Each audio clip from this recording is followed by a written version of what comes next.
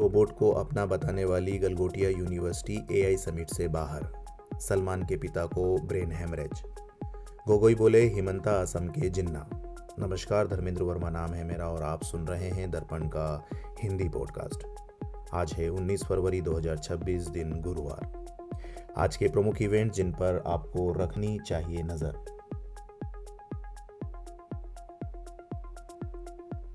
PM Modi Bharat Mandapam में India AI impact summit 2026 का उद्घाटन करेंगे। उन्नाव रेप पीड़िता के पिता की हिरासत में मौत के मामले में हाई कोर्ट सुनवाई करेगा।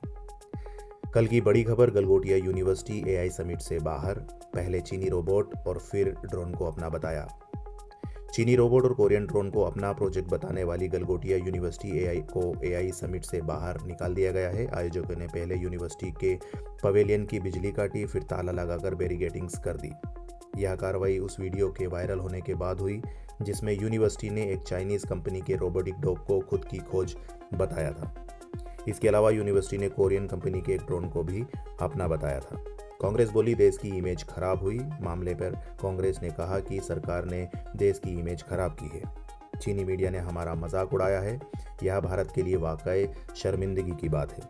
हालांकि इस घटना के लिए गलगोटिया यूनिवर्सिटी ने माफ़ी मांगी है। यूनिवर्सिटी का कहना है कि उनके स्टॉल पर मौजूद एक प्रतिनिधि नेहा सिंह को प्रोडक्ट के बारे में पूरी जानकारी नहीं थी। सुप्रीम कोर्ट बोला नाड़ा खींचना, ब्रेस्ट पकड़ना रेप की कोशिश। इलाहाबाद हाई कोर्ट ने इसे रेप की तैयारी बताया था। सुप्रीम कोर्ट ने कहा कि किसी लड़की के पैजामे का नाड़ा खींचना, ब्रेस्ट पकड़ना यह रेप की कोशिश माना जाएगा। इसके साथ ही सुप्रीम कोर्ट ने इलाहाबाद हाई कोर्ट के उस फैसले को पलट दिया जिसमें इसे रेप की कोशिश की जगह रेप की तैयारी बताया था। ममता सरकार बोली ईडी केंद्र का हथियार। एजेंसी ने कहा हमें बंगाल ने धमकाया। ममता सरकार ने आरोप लगाया कि केंद्र सरकार ईडी का इस्तेमाल हथियार की तरह कर रही है। इस पर ईडी ने कहा कि हम किसी के हथियार नहीं बल्कि ममता सरकार ने हमें धमकाया।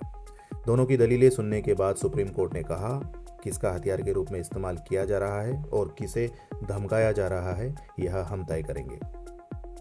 कांग्रेस सांसद गोगोई बोले सीएम हिमंता असम के जिन्ना, नेताओं को हिंदू सर्टिफिकेट देना बंद करे। कांग्रेस नेता गौरव गोगोई ने सीएम हिमंता बिस्वा शर्मा को असम का जिन्ना बताया है। उन्होंने कहा कि हिमंता को हिंदू सर्टिफिकेट देना बंद करना चाहिए। गोगोई ने कांग्रेस छोड़कर भाजपा ज्वाइन करने वाले भूपेन कुमार बोरा पर भी कमेंट किया। उन्होंने कहा कि जो नेता भाजपा में गए हैं वे अप्रासंगिक हो गए हैं। रिजिजू बोले राहुल देश की सुरक्षा के लिए खतरा। केंद्रीय मंत्री किरेन रिजिजू ने कहा कि राहुल गांधी भारत की सुरक्षा के लिए सबसे खतरनाक इंसान बन गए हैं। वे भारत विरोधी ताकतों से जुड़े हैं। वे नक्सलियों, उग्रवादियों और जॉर्ज सोरोस जैसे लोगों से मिलते हैं।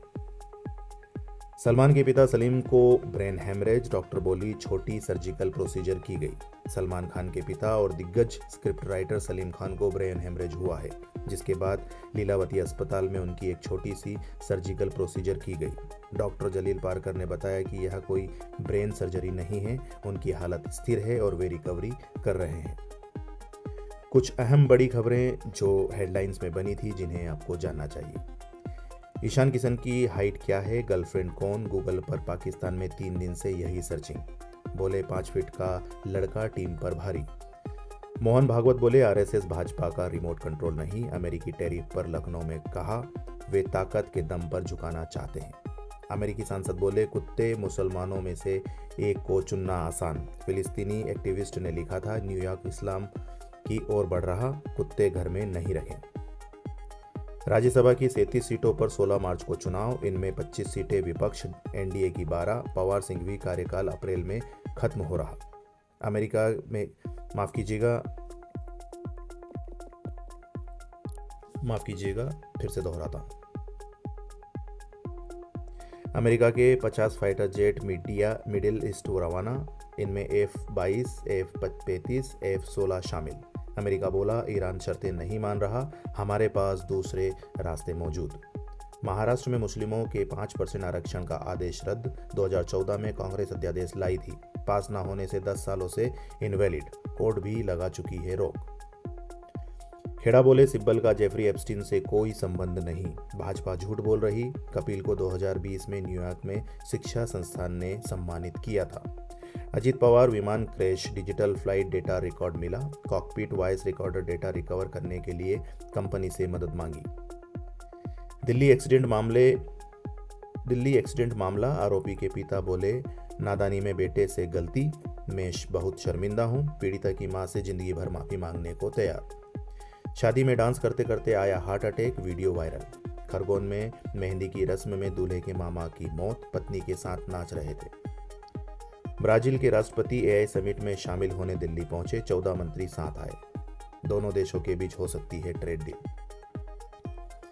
बयान जो काफ़ी चर्चा में है, छत्तीसगढ़ हाईकोर्ट ने एक बयान दिया जिसमें उन्होंने कहा अगर किसी महिला के साथ पूरा पेनिट्रेशन यानी कि प्रवेश साबित नहीं होता, केवल प्राइवेट पार्ट्स को रगड़ा गया है, तो इसे कानून की नज़र में रेप नहीं माना जाएगा।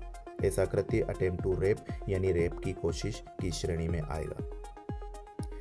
जानते हैं जो खबर सबसे हटके है, चीनी रोबोट्स का इंसानों जैसा डांस। चीन ने दुनिया को अपनी तकनीकी ताकत दिखाई। एक कार्यक्रम में इंसानों जैसे दिखने वाले ह्यूमनॉइड रोबोट्स ने मार्शल आर्ट्स और डांस किया। करीब 25 रोबोट्स बच्चों के साथ तलवार भांजते, बैकलिफ्ट करते और डंडे घुमाते हुए दिखाई दिए। खास बात यह रही कि एक भी रोबोट नहीं गिरा। फोटो जो खुद में एक खबर है, दिल्ली के गूगल के सीईओ सुंदर पिचई ने पीएम मोदी से मुलाकात की, जिसमें टेक्नोलॉजी, आर्टिफिशियल इंटेलिजेंस और भारत में डिजिटल ग्रोथ को बढ़ावा देने के प्रयासों पर चर्चा हुई, जिसकी फोटो सोशल मीडिया पर काफ़ी वायरल है, जो खुद में एक खबर है। अभी तक आप सुन रहे थे दर्पण का हिंदी पॉडकास्ट। ऐसी ही डेली बुलेटिन्स खबरों को सुनने के लिए सब्सक्राइब ज़रूर करिएगा। धन्यवाद।